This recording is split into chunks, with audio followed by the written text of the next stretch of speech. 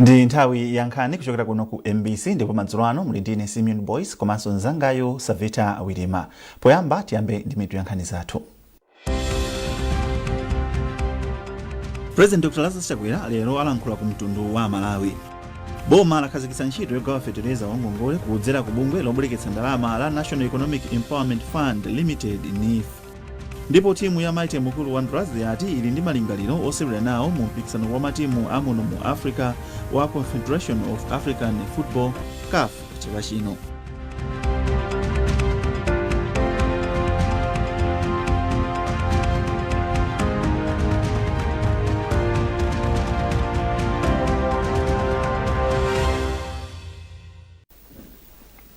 Tiyambe ndi nkhani yomwe ikuti President Dr. Lazarus Chakwera lero alankhula ku mtundu wa Malawi.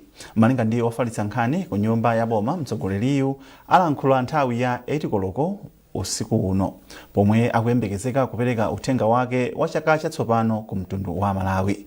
Akakhala kachiwiri kuti mtsogoleri wa dziko linoyu alankhule ku mtundu wa Malawi m'masiku asanu ndi awiri 7. Mumzinda wa Mzuzu, anthu a mumzindawu alowa mchaka chatsopano cha 2025 ndi zisangalalo zosiyanasiyana, pomwe ena anali malo a zisangalalo kumawa ndi kumamwa ndi kuvina. Ambiri enanso anakhamukira malo amapemphero komwe amakayamika Mulungu powafikitsa mchaka chatsopano. Henry Haukeya walemba ripoti yomwe akuwerenga ndi Hassan Phiri. Kunali chisangalalo mu mzinda wa Mzuzu pomwe anthu anatsanzikana ndi chaka cha 2024 nkumalowa chaka chino chatsopano cha 2025. Anthu ena anasonkhana malo opempherera komwe amayamika Mulungu pa zomwe wawachitira mchaka chapitachi. Ena ambirinso anali malo osiyanasiyana komwe kunali kumwa komanso kuvina polandira chakachi. Atolankhani athu anayendayenda mu mzindawu ndipo chisomomanda anafika ku chiwanja komwe anakapeza kuti msewu wina autseka chifukwa kunali zovinavina. Anthuwa anavina mopikisana kuti apate mphotho zosiyanasiyana. Manda analowanso mu zolozolo komwe anakumana ndi anthu akusangalala ngati momwe zinalili ku chiwanja. Ndipo pomwe ena anali kalikiliki m'malo azisangalalo, ena anali pamaso pa Mulungu kupempherera chaka chatsopanochi. Mwachitsanzo, akhristu a mpingo wa Katoto Assemblies of God Revival Center amaliza chaka cha 2024 ndi mapemphero ndi kuimba. Mbusa wamkulu pa mpingo pa Bishop Raphael Ndewele anati chaka cha 2024 chinali chopambana ndi kuti akuona kuti chaka cha 2025 chikhala chopambana kwambiri. Ife ngati mpingo chikhala chaka chopambana kwambiri paona kuti nali ndi mutu omwe mochona kuti iye of honor chaka cholemekezedwa, koma Mulungu watalemekeza mzambiri. Taona moyo yawo anthu kuti kuka moyo wauzimu, moyo wa thupi, zambiri zachitika pa mpingo Katoto oti anthu ali ndi maumboni. Leronso mumva maumboni ochuluka kwambiri. Kwa asilikali aku Moyale Barracks komanso Mzuzu Prison, usiku unali waphwando komanso kuwunikira zinthu zina zikuluzikulu zofunikira pa ntchito yawo. Asilikali ankhondo mdziko muno adandaula kamba ka mchitidwe wa anthu ena olowerera malo awo a ntchito zomwe anati zikusokoneza kagwiridwe kawo ka ntchito. Poyankhula ku Moyale Barracks pamwambo okondwerera kulowa mchaka chatsopano, Commander 101 Brigade Colonel Roderick Mbalakumwendo wati mchitidwewu wakulaka mpaka anthu ena omwe akuthandizira anthuwo pa nkhani. Zambiri mu ripoti la Grant Muhango koma akuwerenga ndi Hassan Phiri. Ngati njira imodzi yolimbikitsa umodzi wawo komanso kugawana upangiri pa ntchito yawo, gulu la nkhondo la Malawi Defense Force MDF limakhala ndi phwando la kumapeto a chaka limene limathandiza kugawana nzeru. Poyankhula kumalo a asilikali a Moyale Barracks mu mzinda wa Mzuzu, Komanda wa 101 Brigade Colonel Roderick Mbalakumwendo wachenjeza anthu omwe akulowerera malo a asilikali ankhondo kuphatikizapo kubula, Kasasile komanso Mphompha kuti salekerera mchitidwewu kamba kuti zikusokoneza ntchito zawo. Malo aja timaphunzirirako ife asilikali. Nthawi zambiri pamapezeka kuti mwina zinthu zimene tikugwiritsa ntchito sizinagwire ntchito bwinobwino. Pachizungu timati unexploded ordnance. Ndikupatsani chitsanzo. Pali nyamata wina wake ku Usingini anapita mu dera lathu ndikutola grenade. Poseweretsa inamphulikira mpaka anafera pompo. No, nchiopsezo kwa inu, onchiopsezo kwa anthu kuti azilowa malo ngati amenewo. Mawu ake mmodzi mwa akuluakulu ku Moyale Barracks, Lieutenant Colonel Herbert Lemani, walimbikitsa asilikali ankhondo a Moyale Barracks kuti apitilize kudzipereka pa ntchito yawo posatengera chipani. Asilikali akuyenera kukhala osamalitsa nthawi imeneyi.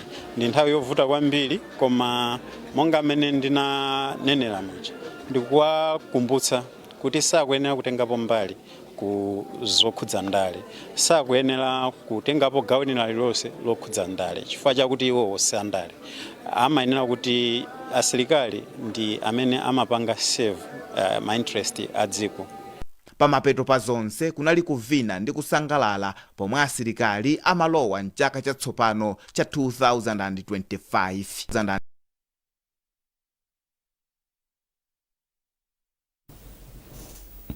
Boma lakhazikitsa ntchito yogawa fetereza wangongole kudzera ku bungwe lobwereketsa ndalama la National Economic Empowerment Fund Limited NEF, ndipo ikuyenera kufikira anthu oposera 400,000. Nduna yofalitsa nkhani a Moses Kunkuyu ndi omwe akhazikitsa ntchitoyi m'maboma a Dowa, Mchinji ndi Kasungu, ngakhale ntchitoyi inayamba kale m'madera ena akuchigawo chakumwera ndi kuchigawo chakumpoto. Yamikani Makanga akutipatsira zambiri mu ripoti ili. Nduna yofalitsa nkhani a Moses Kunkuyu yati ntchitoyi kuthandizira kukwaniritsa masomphenya a ndondomeko ya boma yogawa fetereza wa AIP, ponena kuti mbuyomu alimi amalandira fetereza wochepa kapena alimi ena osalandira nkomwe, koma izi zasintha tsopano kamba ka ntchito yomwe NEF yakhazikitsa. Akunkuyu anaonjezera kuti pamenenso alimi amakanika kugula fetereza wokwanira minda yawo kamba ka mavuto azachuma, tsopano NEF yawathandiza powapatsa fetereza pangongole malinga ndi kukula kwa minda yawo. Anafotokoza President Lazarus Chakwera kunena kuti nding'amba zimene timakumana nazo mdziko muno pakhala njira zingapo zothandizira kuti dziko lino likhale ndi chakudya chokwanira ndiponso tizitha kupeza ndalama zakunja. Njira ina ndi kuti anthu akhale ndi chakudya podzera mu ndondomeko yopatsa zipangizo za AIP, koma njira ina ndiyo kuti anthu apezekenso ndi zipangizo zochuluka zimene akhoza kulima malo ambiri amene akhoza tipatsa chakudya m'manyumba mwawo, komanso chakudya tikhoza kugulitsa ndi zina mbewu zimene tikhoza kugulitsa kunja. Malinga ndi mkulu wa bungwe la NEF a Humphrey Jensen, bungwe lilapereka kale fetereza woposera matumba 30,000 m'maboma akuchigawo chakumwera, ndiponso matumba a fetereza oposera 10,000 maboma akuchigawo chakumpoto, kuchokera pa nthawi yomwe bungwe linayamba kugawa feterezayo. Ambiri amadandaula kuti ndalama imakumana ndi mavuto ena ikapeza ndiye mwina sikutheka kuti agule fetereza yense. Namba 2 ena amanena kuti apopeza tadzala kale m'mindamo kuti muchipatse ndalama tikambusakasaka fetereza kumene tingampeze ikhala nkhani yovuta, koma mmene mwatibweretsera fetereza ndiye kuti feyo tingonyamula kumakatsira kumunda. Bungwe la NEF lati lipereka fetereza kwa wina aliyense amene anapempha ngongole ya fetereza ku bungweli, ndipo NEF yagula kale fetereza wokwanira. Yamikani Makanga, MBC Lilongwe.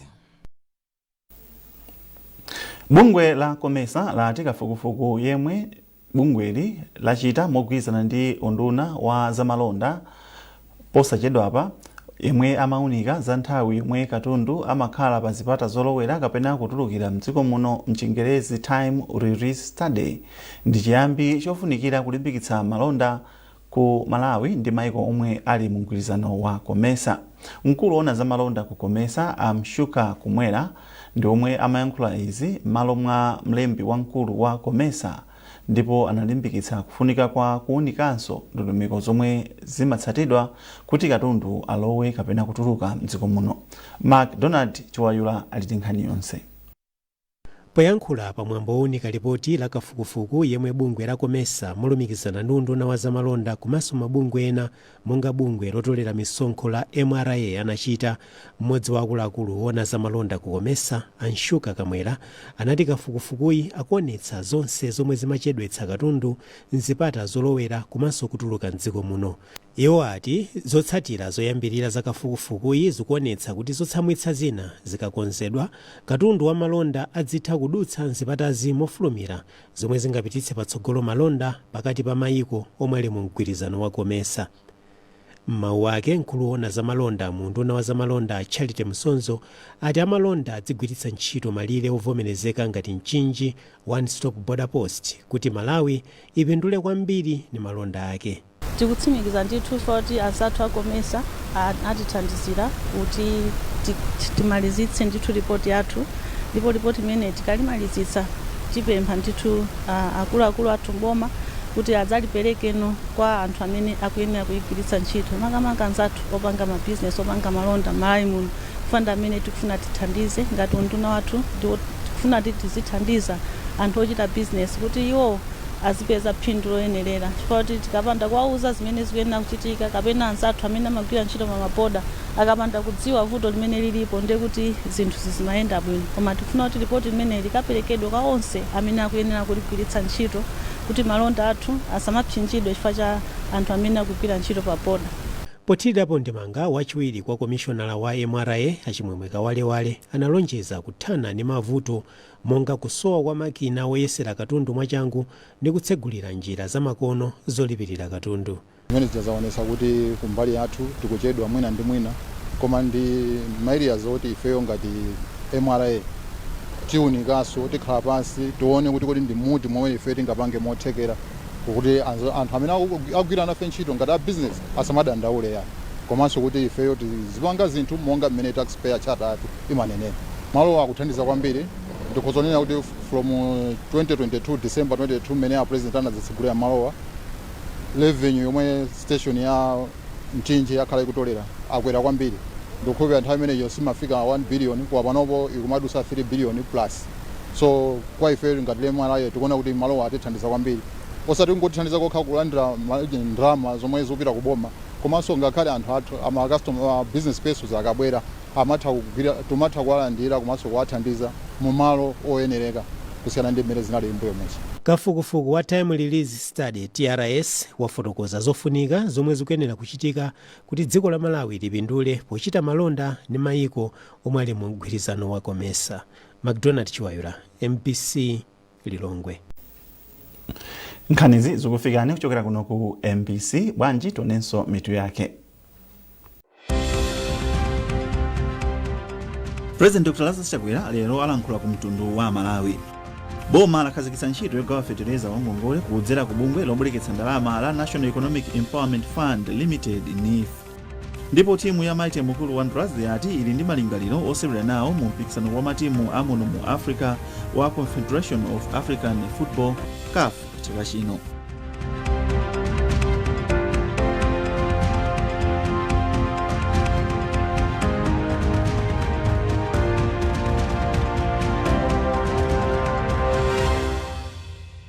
Abalaim, kumajere kuno ngati simnabwereko muponyana nzinthu za nkhaninkhani.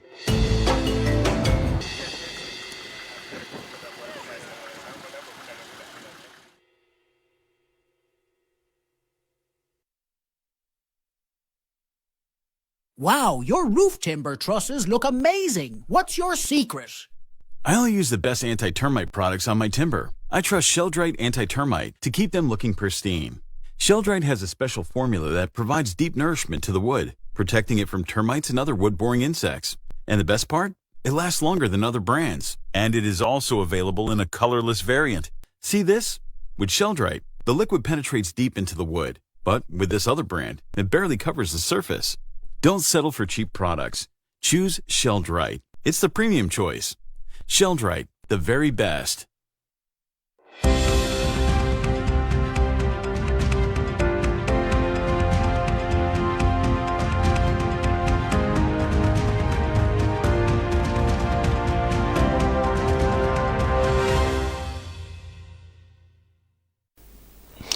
Kupitirira ndi nkhani zathu.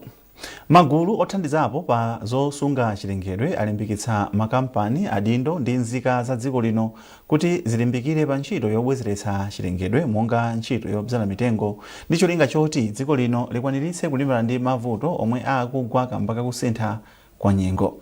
Izi azinena pamene gulu la Area 3 Hiking linatsogolera ntchito yobzala mitengo mphiri la Bunda mboma la Lilongwe. Yamikani Makanga walemba ripoti ili lomwe akuwerenga ndi Emmanuel Chikonso.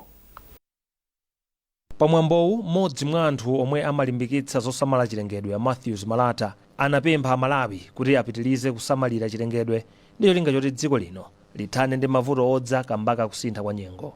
Amalata anapemphanso maiko ochita bwino kuti apitilize kuthandiza maiko ovutika kuthana ndi mavuto odza kamba kakusintha kwa nyengo molingananso ndi momwe adagwirizana pa msonkhano wa COP29 wa chaka chino. Nkhani yonena kuti azindikire kuti mitengo ya zipatso ija ikadzakula akaisamalira ndi kuiteteza idzapatsa zipatso zimene zidzathandizira thanzi lawo, komanso atakhala kuti aonjezera mitengo imene ndi uchita bwino ikhozathandizanso kuti mwina azipeza chuma chimene ikhoza kumathandizira pa zinthu zingapo. Zimene zikuchitikazi ndi zochepa chabe zimene tikuyenera kuti tizichita ngati dziko komanso ngati anthu poyang'aniranso mwina malonjezo athu amene tinapanga ku dziko lonse kudzera mu ndondomeko yatimene ya National Determined Contributions kuti tidzathandizira kuchepetsa mavuto akusintha kwa nyengo. Mmodzi mwa atsogoleri a Area 3 Hiking Team Amani Kandane analonjeza kuti wapitiliza kuthandiza midzi kudzala mitengo ndi kuteteza za chilengedwe.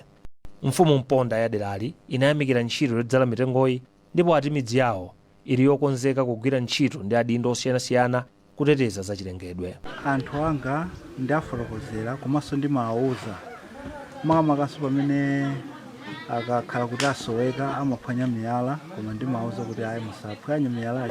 Makamakaso ndidakhala nawo pansi kuwafotokozera kuti tiyesere kudzala mitengo kuzungulira phiri mbali ya kwathu kuno kuti mwina mwake titetezenso chilengedwe chimene chocho. Pogwira ntchito yodzala mitengoyi, bungweli linaperekanso mitengo yokwana 350 ndiponso mphatso zina zosiyanasiyana. Chipani cha umodzi chatsutsa mphekesera zokuti muli kugawikana mchipanichi. Poyankhula ndi MBC, mlembi wamkulu wa chipanichi Apayas Horea wati ili ndi bodza longofuna kubweretsa chisokonezo mchipanichi kamba kuti mtsogoleri wake wa chipanichi a Thomas Kaumba amachita zinthu poyera. Horea akuyankhula ndi Grant Muhango. China chilichonse Kaumba kamapanga amatitanisa amene tili mu ofesi pali izi ngati kuli kofunika kuti executive yonse ndeti manena kuti imene yofunika executive yonse itani iziwe koma samazipangira okha. Hayi for example vice president anatiuza kuti tipite ku Lilongwe cha mu November kuja ndi atatiuza Kaumba ndeti nana kuti kodi ndi ujene agenda yake ndi anthu wanji chifukwa tikamapita kumalo kumafunikana kuti tikhale ndi agenda.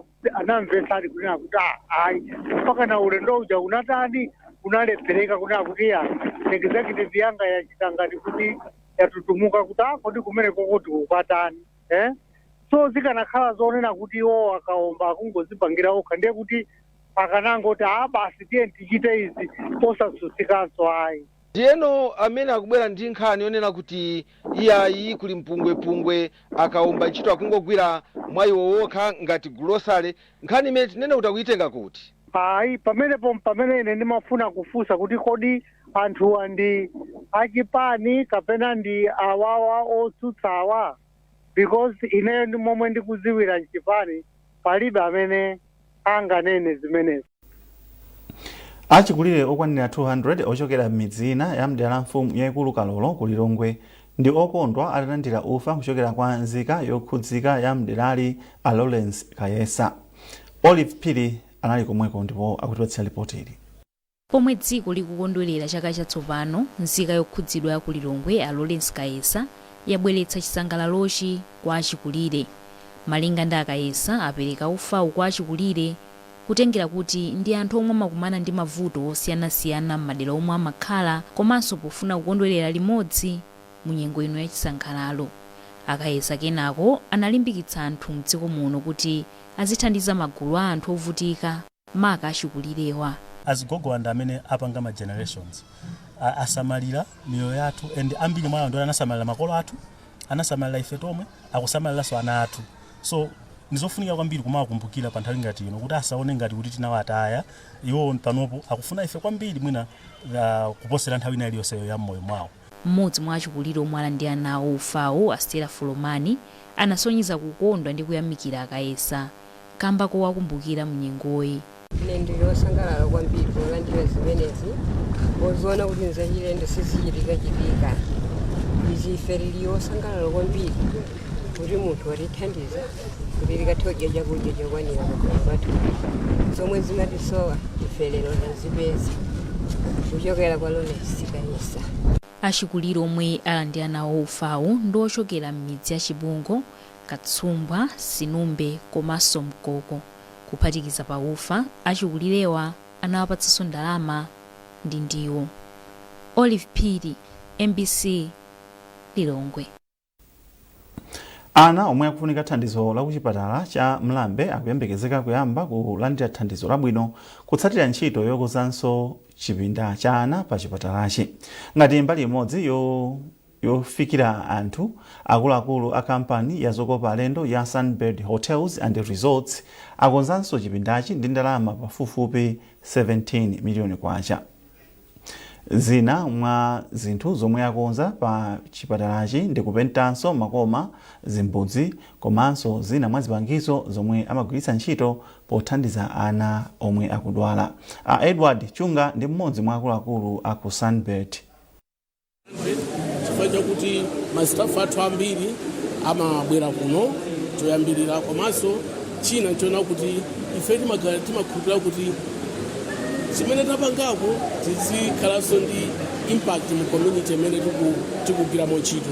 Ndiye tinaganiza kuti tisakoze wodi ya wana kuno cholinga choti wanawo mapatient athu anawo azikhala mu conducive environment yabwino yoti even kuti mwana akudwala kubaudota akakhala kachipita kabwino kopetidwa bwino kaklinika kabwino ndiye kuti mwinaso matenda apena umachira msanga malinga ndi environment imene munthu uli. Tapenta mawodi amenewa, takonza makabati, tayikamonso mosquito net, komanso takonzanso matoilet kuti zonse zizikhala zabwino. Timakhulupirira kuti munthu amene ali ndi moyo wabwino na amene angagwirenso ntchito ya chitukuko yabwino. Ngakhalenso munthu amene kuti kunyumba kwake kaya wana kaya amayi kaya bambo ali bwino ndi kuti maganizo ake amakhala kuti agwire ntchito. Ndipo poyamba wellness ubwino wa munthu chofunika kwambiri kuti athandize kugwira ntchito bwino. Wala akamabwera ku ofesiko kaya ku ntchito zathu zosiyanasiyana kampani kwathu ngati thupi lake lili. Ndipo poyankhula pa za ntchitoyo, mmodzi mwa akuluakulu a kuchipatalachi a Felix Chauluka ati izi zithandiza kwambiri kulimbikitsa ntchito za ukhondo.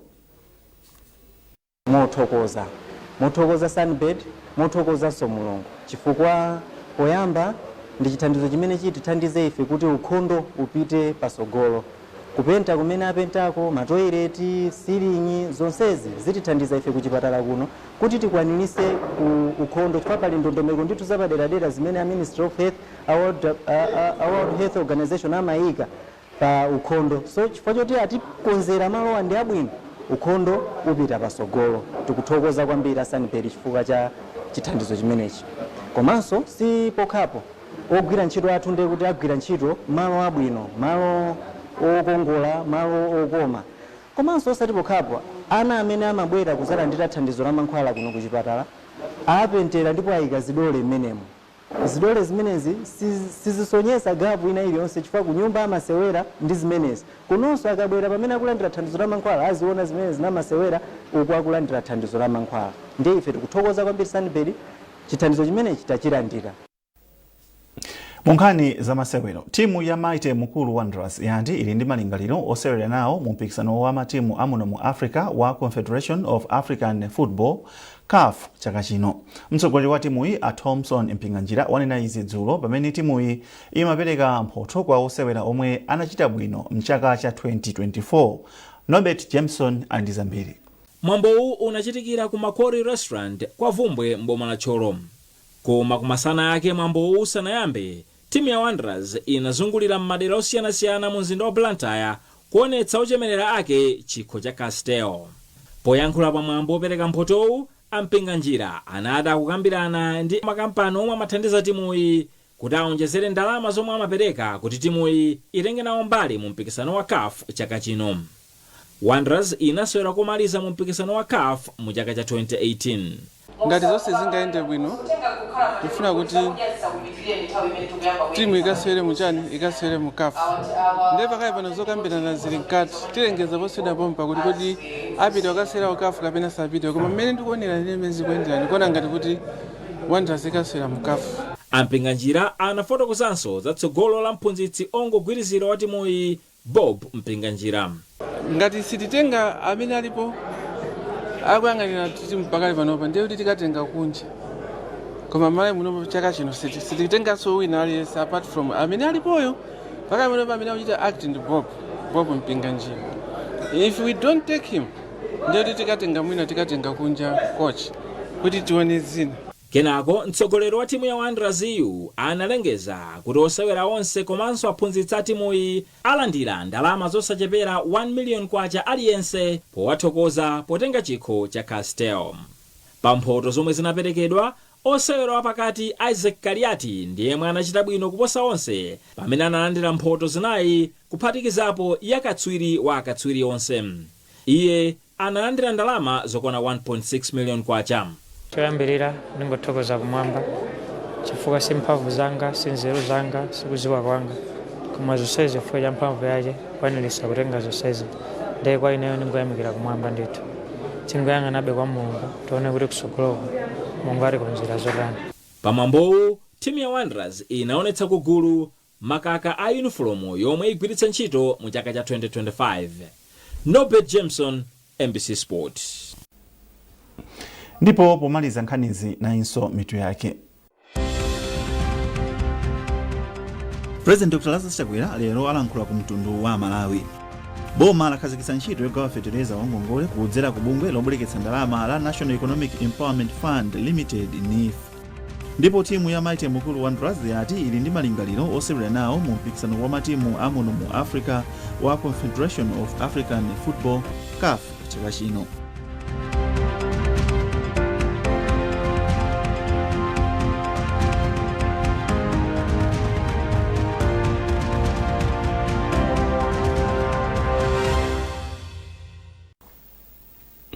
Peza nkhanizi ndi zina zambiri popita pa mbc.mw kapena mbc digital pa Facebook, Instagram komanso X. Mnali ndine Simeon Boyce komanso nzangayo Savita Wilima, tukufunirani chaka chatsopano chopambana.